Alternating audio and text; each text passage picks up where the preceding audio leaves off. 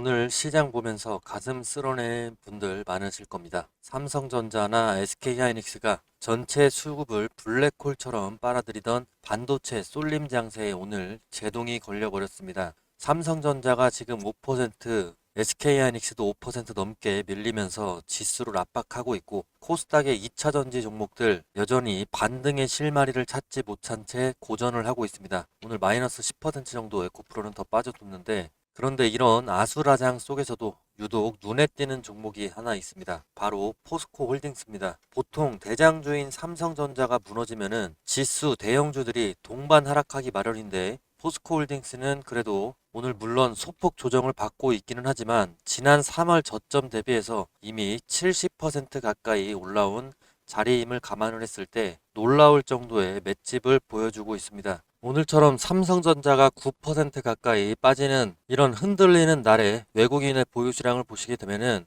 최근에 계속해서 삼성전자의 외국인 보유량은 내려가고 있습니다. 그런데 포스코홀딩스 보시게 되면은 외국인의 보유수량은 계속해서 고점에서 유지가 되고 있습니다. 외국인이 이렇게 포스코홀딩스를 놓지 않는다는 것은 시장이 이 종목을 단순한 철강주라든지 2차전지 테마주가 아닌 실질적인 밸류에이션 재평가 모델로 보고 있다는 증거가 되겠습니다.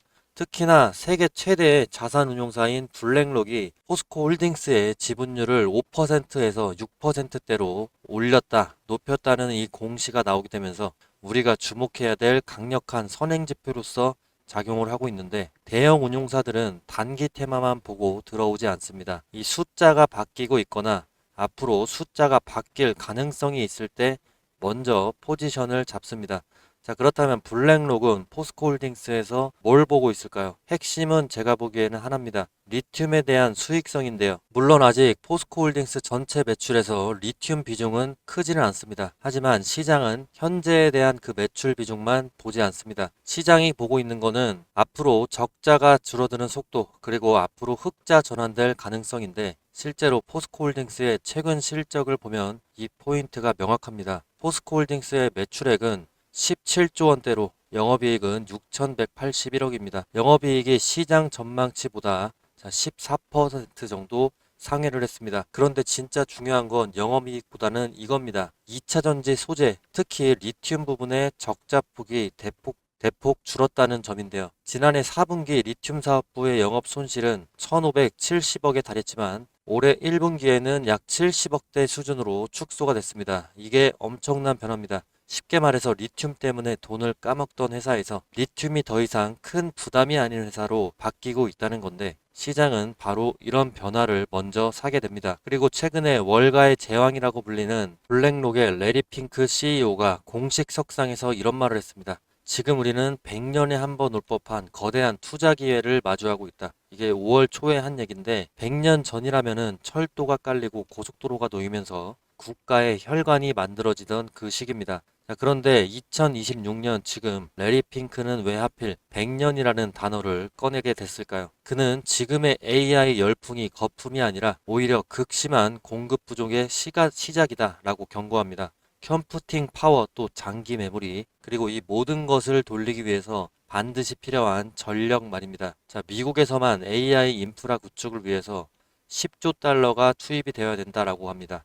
10조 달러면 우리 돈으로 1경 5천조가 넘는 돈인데요. 이 어마어마한 자본이 결국에 어디로 흐르게 될까요? 반도체 칩에서 시작된 이 불씨가 결국에 어디를 불태우냐 이겁니다. 자, 월가의 전망을 한번 보여드리겠습니다. 자, UBS 증권은 26년에 중국 탄산 리튬 가격을 18%나 상향 조정을 했습니다. 그리고 내년에 글로벌 리튬 수요는 16% 증가하는 반면에 공급이 13% 정도 성장에 그치기 때문에 1.5만 톤 정도의 공급 부족을 예상을 하고 있는데요. 특히나 ESS 배터리 수요가 전년 대비해서 60% 증가할 것이라는 점이 핵심입니다. 그리고 ESS에는 뭐가 들어가죠? 자, 리튬이 들어간다는 거죠. 자, 그리고 JP모건과 모건 스탠리, 이들은 더 공격적인데, 보수적으로 잡아도 리튬 부족 현상이 2030년까지 이어질 수 있다. 그리고 당장 2026년에만 8만 톤 이상의 쇼티지가 나올 수 있다라고 경고하고 있습니다. 이 모든 것들이 전망일 뿐 아니냐, 이런 의구심 있을 수 있죠. 자, 글로벌 리튬 1위 기업인 알버말의 실적이 그걸 깨버렸습니다. 26년 1분기에 리튬 매출은 70% 이상 급증을 했고 판매 단가는 51%나 상승하면서 시장의 우려를 불식시키고 있습니다. 그리고 이 온기가 그대로 포스코홀딩스로 최근에 이어졌던 것이고, 예전에 리튬 스토리는 전기차였습니다. 전기차가 많이 팔려야 리튬 가격이 오른다라는 논리였는데, 자, 그런데 지금은 스토리가 바뀌고 있습니다. AI 데이터 센터라든지 전력망, 또 ESS, 이렇게 세 가지가 리튬 수요의 새로운 축으로서 들어오고 있습니다. AI 데이터 센터는 전기를 엄청나게 먹습니다. 전력망은 불안정해지고 있습니다. 그러면 전기를 저장을 해야 됩니다. 자, 그 저장 장치가 ESS고, ESS 배터리에 리튬이 들어가는 겁니다. 그래서 월가가 다시 리튬을 보기 시작하고 있는 겁니다. 그러면 다시 포스코홀딩스로 돌아와 보겠습니다. 포스코홀딩스는 지금 매출 규모에 비해서 돈을 아주 잘 버는 회사라고 보기는 어렵습니다. 철강 중심의 사업 구조에서는 마진이 크게 튀기 어렵습니다. 자, 하지만 리튬 사업부의 적자 폭이 1570억에서 70억 수준으로 줄어버렸다면 이야기가 달라지는 거죠. 거의 90%가 줄었기 때문에 이건 단순히 손실이 줄었다는 의미가 아닙니다. 앞으로 리튬 가격이 더 버티거나 올라갈 경우에 포스코홀딩스의 2차전지 소재 부분 적자 축소를 넘어서 흑자 전환 기대로 바뀔 수 있다라는 뜻입니다. 자, 시장은 바로 이런 구간을 좋아합니다. 아직 숫자가 찍히기 전에, 아직 모두가 확신을 하지 못할 때, 하지만 적자 폭이 급격하게 줄어드는 순간, 이때 대형 자금은 먼저 움직입니다. 자, 그래서 블랙록의 6% 이상 보유가 지금 중요한 상황입니다. 이거는 그냥 블랙록이 샀다가 아닙니다. 리튬 수익성 회복을 선반영하는 수급 신호일 수 있다는 겁니다. 자, 여러분 화면에 일정표를 제가 보여드리겠습니다. 오늘 5월 15일부터 자, 우리 포스코홀딩스의 향방을 가를 메가톤급의 이벤트들이 그야말로 쏟아집니다. 이번 주를 어떻게 넘기느냐, 다음 주를 어떻게 넘기느냐에 따라서 여러분 계좌의 앞자리가 바뀔 수도 있는 절체절명의 구간입니다. 지금 베이징에서 들려오는 소식이 심상치가 않습니다. 트럼프 대통령의 방중과 함께 진행 중인 미중 정상회담, 이게 왜 포스코홀딩스의 핵폭발급의 변수일까요? 바로 리튬이나 니켈 같은 핵심 광물 공급망 규제 때문인데, 그런데 방금 이제 외신을 통해서 어제 중요한 속보가 타전이 되고 있습니다. 미국과 중국이 비민감 상품에 대해서 300억 달러 규모의 관리무역 협정 체결에 근접했다는 소식인데, 자, 이게 무엇을 의미하냐?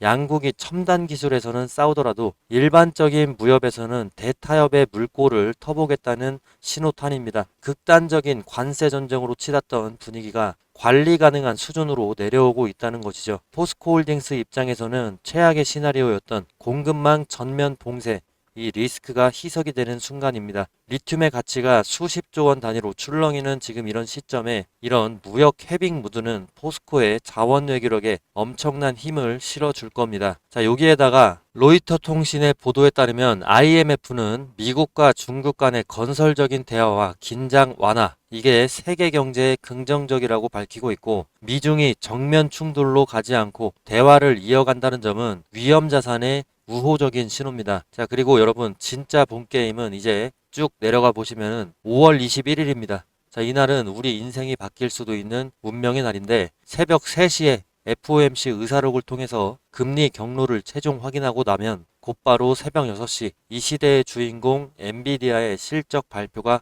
등판합니다. 단순히 숫자가 잘 나오는 게 중요한 게 아닙니다. 미중 무역 협정으로 대외 환경이 안정이 된 상태에서 발표될 수 있는 엔비디아의 앞으로의 가이던스, 그리고 블랙엘에 대한 수요, 이게 2030년까지 이어질 수 있는 AI 황금 시대의 지속성을 증명할 겁니다. 지금은 막연한 두려움에 도망칠 때가 아직은 아니라는 겁니다. 제가 차트와 수급, 그리고 미국의 정치적인 일정까지 분 단위로 모니터링을 하고 있고, 여러분은 본업에만 집중을 하십시오. 세력이 털고 나가는 그런 찰나의 순간 즉 진짜 매도 타점이 오면은 제가 딱 매도하세요라고 문자 무료로 우리 구독자분들께 보내드리겠습니다. 자, 위쪽으로 오늘 날짜 적어주시면 더욱 좋고 포스코라고 문자 한 통 남겨주시면 되겠습니다. 자, 그리고 이어서 화면을 보시게 되면은 바로 어제 5월 14일에 제가 구독자분들께 공유했던 문자 자료입니다. 자, 그리고 오늘 5월 15일 금요일 차트를 보시면 LG전자의 흐름이 어떻습니까? 어제 거래량과 함께 기관과 외국인의 양매수 유입을 포착을 하고 주요 진입 구간을 짚어드렸는데